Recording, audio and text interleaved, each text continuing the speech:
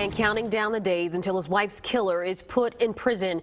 And he spoke only to Action News Jax about the pain he is feeling 5 years after her death.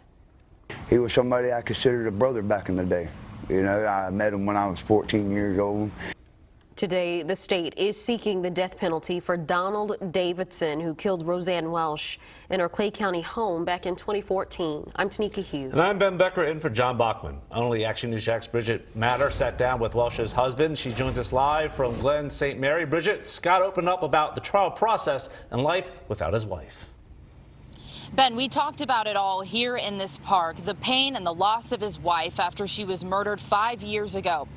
Now he's still healing from that pain and waiting for the courts to decide Davidson's fate. Michael Scott says Roseann Welsh will forever be the love of his life. They spent 15 years together, had 2 children, and plans to spend the rest of their lives together. She was a ray of sunshine. She was an angel that was sent by God. Life for Scott changed December 1st, 2014. It was a routine day until he couldn't get a hold of his wife. I just had an eerie feeling, so I kept trying to call her. When he got home, Scott learned Roseann had been murdered, killed by a man he knew, Donald Davidson. He had no right to do that he deserves to die.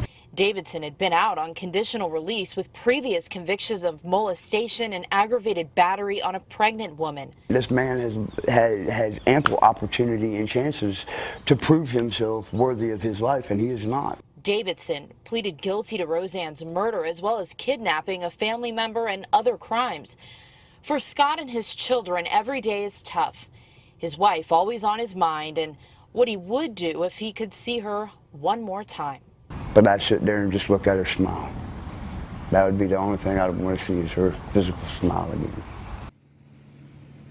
And right now a judge is deciding to sentence Davidson to life in prison or the death penalty. Scott says his main focus is being there for his children.